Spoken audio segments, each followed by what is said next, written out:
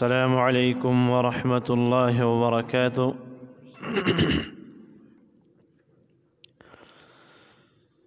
إن الحمد لله نحمده ونستعينه ونستغفره ونعوذ بالله من شرور أنفسنا ومن سيئات أعمالنا. من يهده الله فلا مضل له ومن يضلل فلا هادي له، واشهد ان لا اله الا الله وحده لا شريك له، واشهد ان محمدا عبده ورسوله. اما بعد، قال الله عز وجل بعد أعوذ بالله السميع العليم من الشيطان الرجيم: يا أيها الذين آمنوا اتقوا الله وكونوا مع الصادقين. محترم معزز د كعب بن مالك رضي الله عنه واقعا دا تیر جمعه ينیم بیان شوی. کعب بن مالک رضی اللہ عنہ په غزا د تبوک کې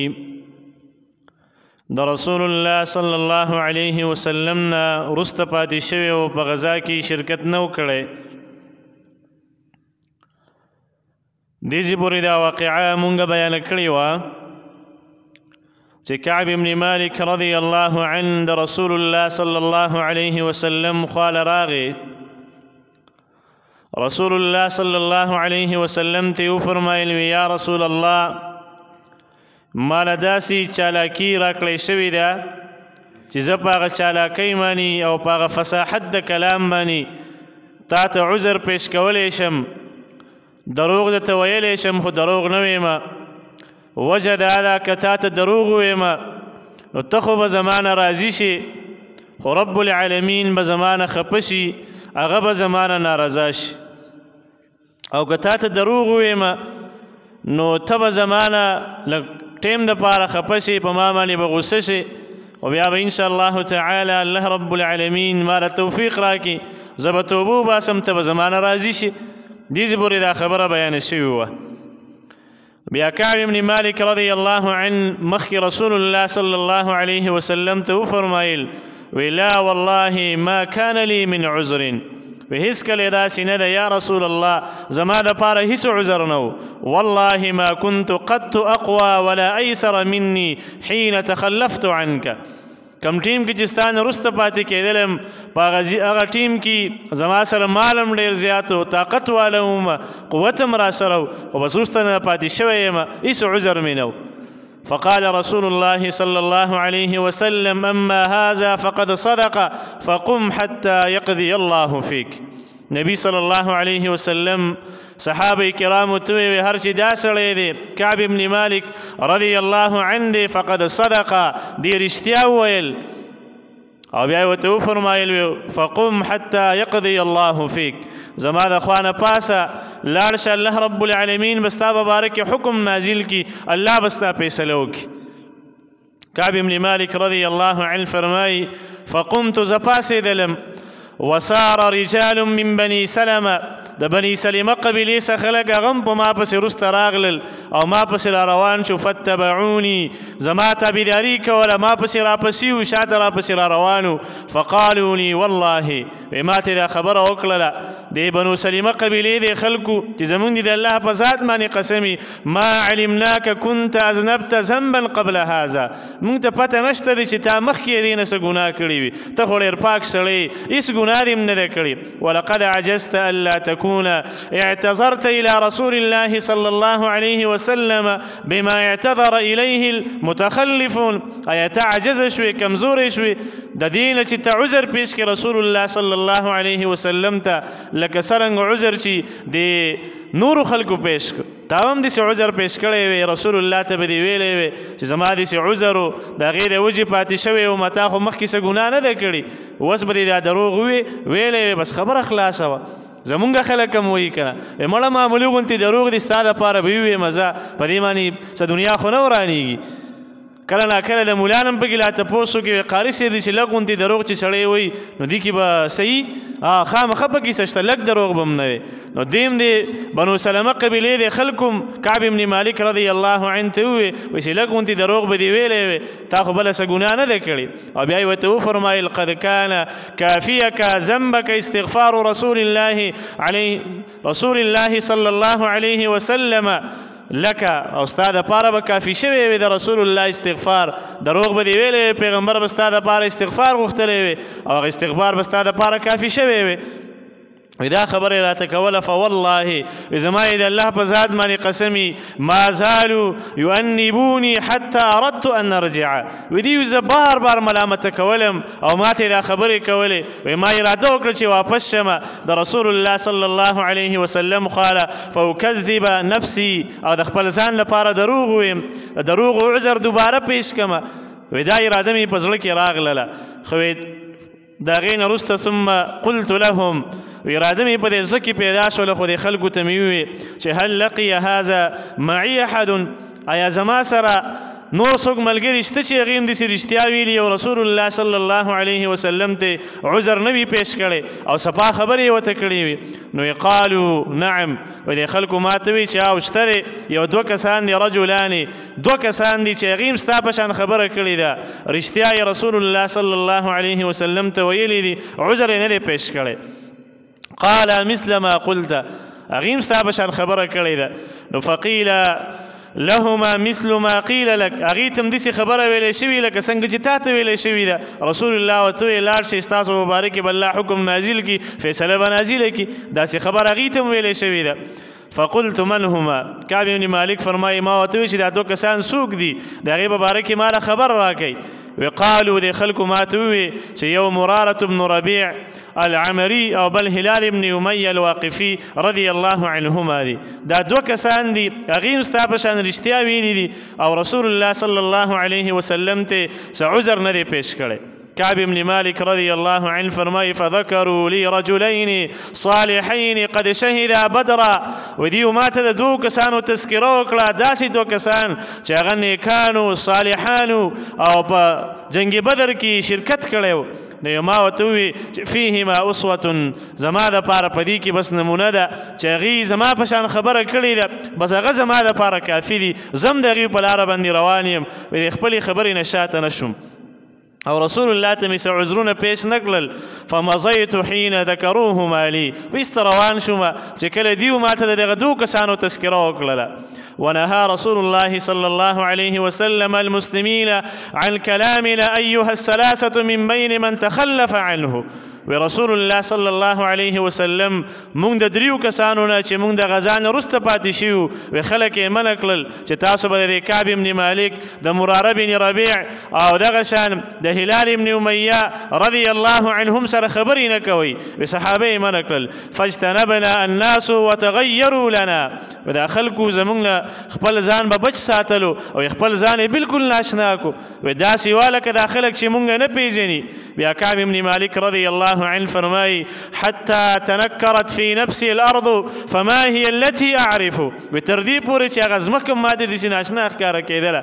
ماته هغه ځمکه چې په کومه کې زه پاتې کېدلم دا ماته هغه مخکینۍ ځمکه نه ښکاره کېدله خپل کلی راته ناشنا شو ټول خلک زموږ نه خفه بایکاټ یې رانه وکړو رسول الله زموږ نه خفه مسلمانان زموږ سلام نه اخلي زموږ نه خفه شو فلبسنا على ذلك 50 ليله وی مونږ په دغه حالت باندې 50 شپې تېرې کړلې او بیا مخکې فرمایي فاما صاحبای هر چې زما هغه دوه ملګري دي فاستکانا وقعدا فی بیوتهما هغې عجزي وکړله او په خپلو کورونو کې کېناستل ځکه د عمر په لحاظ باندې بوډاګانو بیا ورته غم هم ورسېد درد هم ورته ورسېد رسول الله صلی الله علیه وسلم ته خفه شو صحابه کرام ته خفه شو نو هغې په کورونو کې دننه کېناستل واما انا فكنت اشب القوم واجلدهم هر چې زه وم نو زه یو نوجوان هلک وم قوت والی وم فكنت اخرج زه به هم د کور نه بهر ته وتلم فاشهد الصلاة مع المسلمین واطوف فی الاسواق جمعات ته بم تلمه بازار کې بم ګرځېدلم خو ولا یکلمني احد هیڅ چا به زما سره خبرې نه کولې بازار ته به لاړم جمعات ته به لاړم هیڅ چا به زما سره خبرې نه کولې خو زه به ګرځېدلم نو وی رسول الله صلى الله عليه وسلم فأسلم عليه وهو في مجلسه بعد الصلاة. جماعة تبرالم در رسول الله صلى الله عليه وسلم خواته نبي صلى الله عليه وسلم بناستو ما بسلام وکو نو فاقول في نفسي بیا په خپل زړه کې وی چې د پیغمبر ته ګوره هل حرك شفتيه آیا دا پیغمبر زما د سلام په دې جواب باندې دا شونډې لقي مال سلام جواب راکې که نه راکې برد السلام علی ام لا چې دا شونډې د سلام په دې جواب باندې لقي که نه لقي وی دا سوچ او فکر مې وکاو پیغمبر ته مې وکتل ثم اصلي قريبا منه بیا به د نبي صلی الله علیه وسلم خواته نږدې په مانځه باندې ودرېدم فأسارقه النظر او په دې پټو سترګو باندې مې متکتل د دې سترګو په دې ګوټونو باندې او با نبي صلی الله علیه وسلم ته په دې مانځه کې کتل په دې مانځه کې د سترګو په ګوټونو باندې کتل دا څه ممنوع نه دي دا د ډېرې عاجزۍ خلاف دي سړی به بار بار د سترګو په ګوټونو باندې اخوا دېخوا نه ګوري د سړی عاجزي د مس پې خرابېږي هغه چا سر نه اړو او صرف د دې سترګو په دې ګوټونو باندې چاته کتل نو په دې باندې مز دا نه خرابېږي نو ما هم هغې ته کتل په دې سترګو په دې ګوټونو باندې فإذا أقبلت على صلاتي أقبل إلي وكله به چې زه دې متوجه شوم او رسول الله ته مې نه کتل نو رسول الله صلی الله علیه وسلم زما طرف ته کتل او وإذا تفت نحوه أعرض عني کله به چې ما رسول الله صلی الله علیه وسلم طرف ته وکتل هغې به زما نه مخ واړو بیا به ما ته نه کتل حتى إذا طال علي ذلك من جفة الناس وإذا خلقوا ذا ناشنوالي بما من يرير زياتو قد شو ځکه ټول خلک رانه خپو نو زه لاړم مشيت حتى تصورت جدار حائط أبي قتادة وهو ابن عمي زما د ترې وزویو ابو قتاده رضی الله عنه د هغې یو باغ د هغې نه دیوال تیر چاپېره وهلی شوی و زه په هغه دیوال باندې د پاسه وختلم او هغه باغ ته ور داخل شوم نو د خپل ملګري رشته دار باغ ته چې د هغې طرفه اجازت وي او هلته زنانه نه وي او نو سړی هغې ته داخلېدلی شي په دې کې څه ممانعت نشته دی یو چې دا مثلا معلومیږي نو یو باغ ته داخل شوم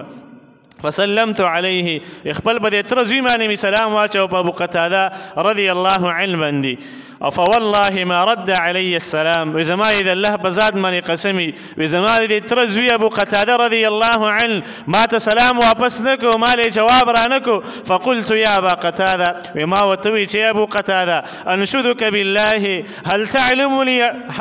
تعلمني احب الله ورسوله اے زما د تر زوی ابو قتاده تا ته پته نشته دی تا زه قسم در کوم زه خو د الله او د الله د رسول سره محبت کوونکی یم زه خو د هغې سره محبت کوم او زه تا ته سلام کوم ته ماله جواب نه راکې فسکت او هغه چپ پاتې شو ماله جواب را نه کو فعدت له بیا مې ورته دا خبره واپس کړله بیا مې ورته وویل چې انشدک بالله هل تعلمني احب الله ورسوله تا له قسم در کوم تا ته پته نشته چې زه د الله او د الله د رسول سره محبت کوم او په تا باندې سلام اچوم ته ماله جواب نه راکې نو فسکت هغه بیا چپ شو نو فعدت له بیا ما دا خبره هغې ته واپس کړله او قسم مې وله ورکړو چې ماله جواب راکړه زه خو د الله او د الله د رسول سره محبت کوونکی یم ما خو زه خو کافر نه یم هغې ماله جواب را نکو فقال ما ته ووایي چې الله ورسوله اعلم الله او د الله رسول چې کوم دی هغه ښه پوهېږي ففازت عینایا کعب بن مالک رضی الله عنه فرمایي په دغه ټیم کې زما د سترګو نه اوښکې لاړلې ما وجړل چې ګوره زما هغه تره زوی ابو قتاده رضی الله عنه هغه هم زما نه خفه دی هغه هم ماله د سلام جواب نه راکوي په دې کې تاسو وګورئ د صحابه کرامو تابعدارۍ ته هم څومره تابعدار دي د محمد رسول الله صلی الله علیه وسلم د پیغمبر په هر خبره باندې لبیک ویلې دي تر زوی خپکی خو محمد رسول الله صلی الله علیه وسلم خبره هغه شاته نه گزاري نو بیا د هغې نه وروسته چې جړا مې وکړه وتولیت حتی تصورت الجدار واپس شوم په دیوال له پاسه وختلم بهر ته راووتېدلم نو قال لا فرمایي فبینما انا امشي بسوق المدینه په دې اسنا کې په دې درمیان کې زه د مدینې په بازار کې روان وم اذا نبطي من انبات اهل الشام ممن قدم بالطعام يبيعه بالمدینه په دې کې یو زمیندار راسه میلاو شو د شام د علاقې چې مدینې منوره کې څه خوراک خرڅاو نو هغه راسه په دې بازار کې میلاو شو اوس دې ته وګوره د صحابي د ایمان ته دلته وګوره چې دا کعب بن مالک رضی الله عنه څومره قوي ایمان والا سړی دی وی دغه ذمہدار زما سره ملاو شو او ماته وفرمایل چې من يدل على كعب بن مالک وسه چې اوس په لاره باندې دې ملاو شو نو خلکو نه تپوس کاو چې کعب بن مالک به ماته څوک راوخی څوک دی کعب بن مالک فطفق الناس يشيرون له خلکو ته اشاره کوله چې کعب بن مالک هغه سړی دی په بازار کې روان دی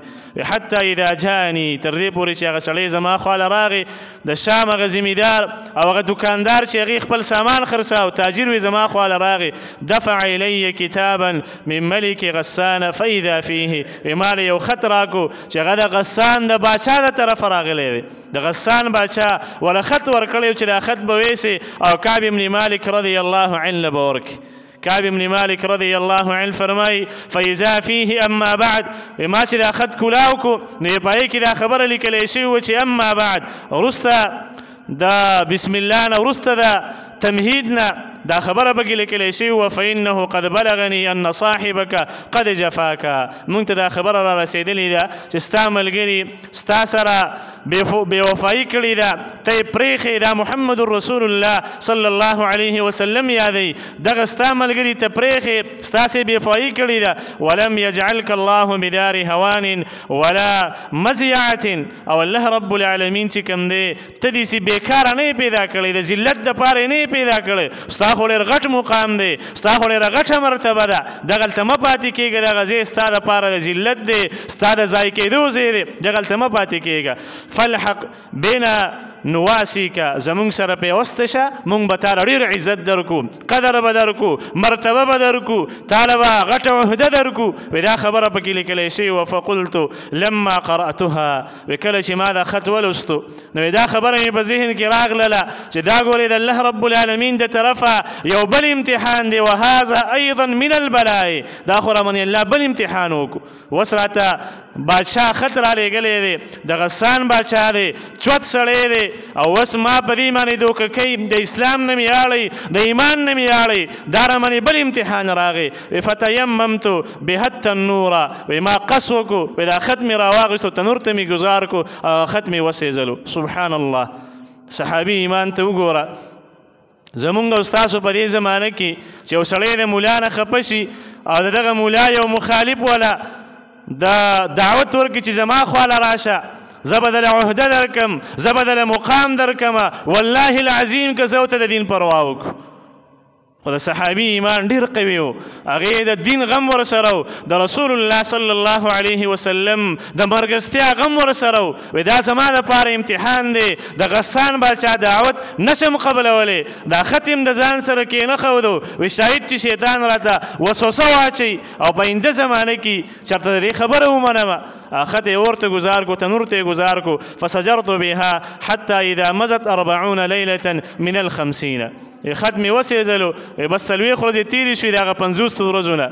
اذا رسول الله صلى الله عليه وسلم ياتيني بدی کې د رسول الله استاذ راغی زما خواله فقال ما ته وفرمایل چې ان رسول الله صلى الله عليه وسلم يأمرك ان تعتزل امراتك رسول الله صلی الله علیه وسلم جواب را لېږلی دی چې کعب بن مالک رضی الله عنه ته ووایه چې د خپلې ښځې نه جدا شه خپله ښځه پرېږده د هغې سره مجامعت او د هغې سره کوروالی مه کوه فقلتو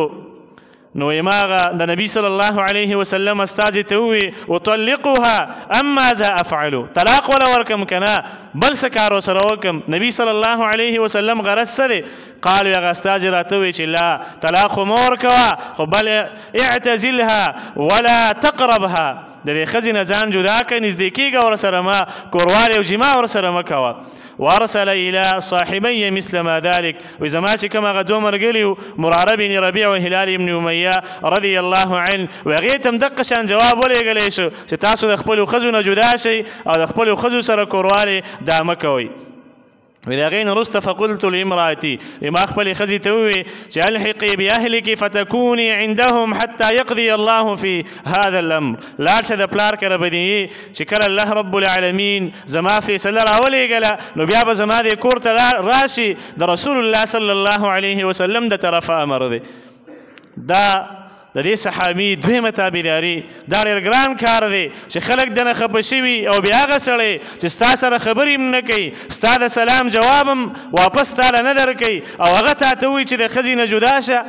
او د هغې په وینا باندې ته ښځه پرېږدې دا ډېر ګران کار دی خو دا د صحابي قوي ایمان او د محمد رسول الله صلی الله علیه وسلم په هغه قوي محبت باندې دلیل دی چې دا صحابي قوي ایمان والو د رسول الله صلی الله علیه وسلم سره جوړ محبت نن مونږ او تاسو هم دعوی کوو زمونږ د رسول الله سره محبت دی د رسول الله صلی الله علیه وسلم بشمیره سنت طریقې د هغې شکل د هغې سیرت د هغې ناسته د هغې ولاړه د هغې غم د هغې خادي هغه مونږ او تاسو د خپو د لاندې کړي او هسې په خولې باندې دعوې کوو مونږ د رسول الله سره محبت کوو محبت دې ته وایي وی خپله بیبي مې ولېږله وی د هغې نه وروسته فجاءت امرأة هلال بن امیه رسول الله صلی الله علیه وسلم وی د هلال بن امیه ښځه د نبي صلی الله علیه وسلم خواله راغله او نبي صلی الله علیه وسلم ته یې وفرمایل چې ان هلال بن امیه شیخ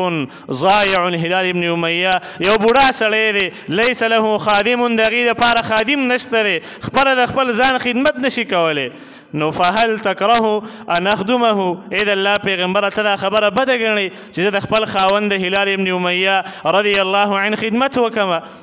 نو قال نبی صلی الله علیه وسلم راته وفرمایل چې لا دا خو بده نه ګڼم خدمت یې کوه خو ولکن لا یقربک خو دا ستا خاوند دې تا ته نږدې کېږي نه جما کوروالی ورسره مه کوه خدمت یې کوه قالت غیب انه والله ما به حرکت الى شیء اې د الله پیغمبره زما خاوند چې کوم دی په هغې کې هېڅ حرکت نشته دی چې تر څو تا دا خبره کړې ده چې دې سره خبرې مه کوئ او دغه شان دې نه جدا شئ نو زما د خاوند د هغې په جسم کې حرکت نشته دی والله ما زال یبکي مذ کان من امره ما کان الى یومه هذا کم وخت نه چې ورته تا ویلي دي چې لاړ شه زما د خوا نه پاسه الله به ستا په باره کې ما ته څه حکم راولېږي د هغه ټیم نه هغه جاړي او دا د نن ورځې پورې هغه ژړا کوي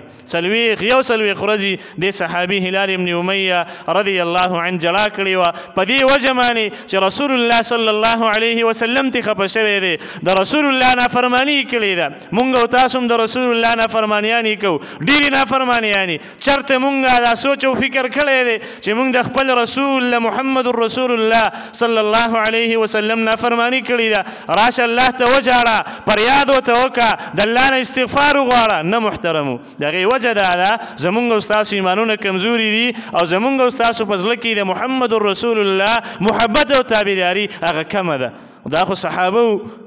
تابعداري د رسول الله صلی الله علیه وسلم په کې ډېره وه په دې خبره باندې ژړا کوله فقال لي بعض اهلي کعب بن مالک فرمایي وی زما بعضې رشته دار و هغه هم زما خواله راغلل وی ما ته یې وفرمایل لو استاذنت رسول الله صلی الله علیه وسلم فی امرأتک که تم لاړ شي او د رسول الله صلی الله علیه وسلم نه د خپلې ښځې اجازه وغواړې د خدمت په باره کې نو کما اذن لامرأة هلال ابن امیه ان تخدمه نو رسول الله به تا هم اجازه درکړي لکه څنګه اجازه چې هلال ابن امیه رضی الله عنه ته میلاو شوې ده چې د هغې ښځه د هغې خدمت کوي د خدمت دپاره لاړ شي فقلت والله کعب ابن مالک فرمایي ما ورته وویل چې زما د الله په ذات باندې قسم لا استاذن فیها رسول الله صلی الله علیه وسلم زه د رسول الله صلی الله علیه وسلم نه اجازې نه غواړم او ما ته پته ده که زه د رسول الله نه اجازه وغواړم نو رسول الله صلی الله علیه وسلم به ما ته وایي چې ته یو ځوان سړی تا ته ضرورت نشته دی هغه هلال ابن امیه رضی الله عنه بوډا دی خپل خدمت نشي کولی نو زه د اجازت دپاره را نړم نو فلبست بعد ذلك 10 ليال حتى كملت یا کملت درېونه قرتونه ټیک دي و تر دې پورې چې پوره شوې لنا زمونږ دپاره 50 لیله 50 ورځې حين نهى رسول الله صلی الله علیه وسلم عن کلامنا دا هغه ټیم نه چې رسول الله صلی الله علیه وسلم خلق منع کړي و زمونږ د خبرونه نو د هغې 50مه ورځ وه په هغې کې فلما صلیت صلاة الفجر کله چې ما منځ وکړو د سحر منځ صبح 50 لیله وانا على ظهر البیت د 50مې ورځې د سحر منځ او دا مې کاوه د کور په چت باندې ناست وم په هغې باندې مې مونځ کړی نو په دې کې فبینما انا جالس على الحال التي ذكر الله او زه ناست وم په حال باندې چې الله رب العالمین د هغې تذکره په قرآن کې کړې ده چې په دې باندې ځمکې تنګې شوي وي او دغه شان په دې باندې د خپل نفسونه هم تنګ شوي وو دغه تذکره الله په قرآن کې کړې ده دغه حال باندې زه ناست وم سمعت صوت صارخ اوفى على جبل سلع بعلى صوته ما د یو چوت اواز کوونکی اواز واورېدو په غر د هغه سلع باندې چې په چوت اواز باندې اواز کو او دا چغې وهله چې یا کعب بن مالک ابشر ای کعب بن مالک زیر قبول کا خوشحاله شه دا اواز مې واورېدلو چې د غر نه را روانو قال لا فرمایي فخررت ساجدا زه پرېوتلم په سجده باندې د ډېرې خوشحالۍ نه او دا سوچ او فکر مې وکړو وعرفت ان قد جاء به فرج چې بس ما باندې اسانتیا راغله کلاوتیا را باندې راغله واذن رسول الله صلى الله عليه وسلم بتوبة الله علينا حين صلى صلاة الفجر ودا سوچ او فکر مې وکړو په دې خبره پوه شوم چې رسول الله صلى الله عليه وسلم ته زمونږ د توبې خبر د سحر مانځه نه وروسته راغلی دی چې دې خلکو توبه قبوله ده په دې خبره خوشحاله شوم وروسته په سجده باندې پرېوتېدلم فذهب الناس يبشروننا خلک چې کوم دی راتلل او موږ له به یې زیری راکاو چې مبارکه م شه توبه م الله قبوله کړله وذهب قبل صاحبي مبشرون زما چې کوم ملګري وي د هغې طرف ته م زیري ورکوونکي خلک لاړل وکله چې لاړه هلته ورکض الی رجل فرسا وسعا ساع من اسلم په اسمان یم د اسلم قبیله یو سړی را روانو او منډې وهله فاوفى على الجبل وكان الصوت اسرع من الفرس او بغیر باندې وختو خو هغه اواز چې کوم د هغې کاونه وي هغه د غس نه تیز و چې کوم سړي په دې غر باندې اواز کړی هغه ما ته مخکې را رسېدلی و فلما جاني الذي سمعت صوته يبشرني کله چې زما خواله راغی هغه سړی چې په اسماني سورو او ما ته اواز کړی و هغه سړی چې زما خواله کله راغی او ما یې زیری راکړو نزعت له ثوبیه خپل دواړه کپړې مې ویستلې څادر او یا لنګ وغیره یا کمیس او پرتوګو وی هغه مې ویستلو په زیري کې مې هغه ملګري له ورکړو دې نه دا معلومه شوله یوه فایده ډېرې فایدې دي په دې حدیث کې خو دا فایدې ته معلومیږي چې څوک زیری یې درکړي نو هغې له په خوشحالۍ کې څه ورکولی شي خپلې دا کپړې مې ویستلې هغې له مې ورکړلې فکسوته ایاهما ببشراه دا مې هغې ته ور واغوستولې په وجه د هغه زیري چې ما له یې زیری را کړی او بیا فرمایي والله ما املک غیرهما یومئذ په دغه ټیم کې ګورې زما دپاره نورې کپړې هم نه وي واستعرت ثوبین فلبستهما د بل چا نه مې سوالي کپړې را واخیستلې او هغه مې واغوستلې او بیا وانطلقت الى رسول الله صلى الله عليه وسلم د رسول الله صلى الله عليه وسلم خواله لاړم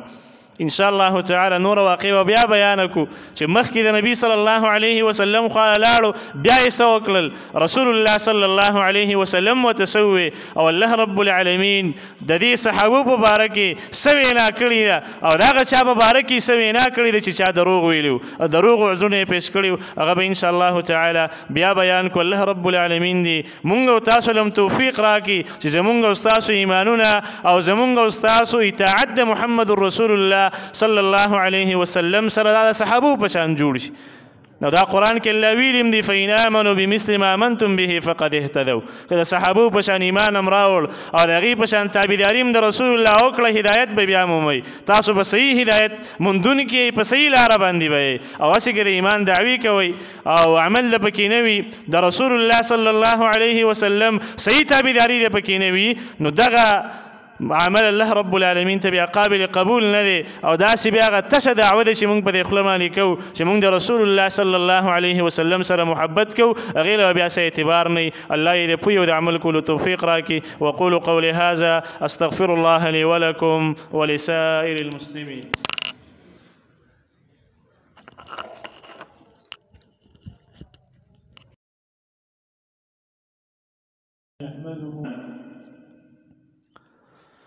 أما بعد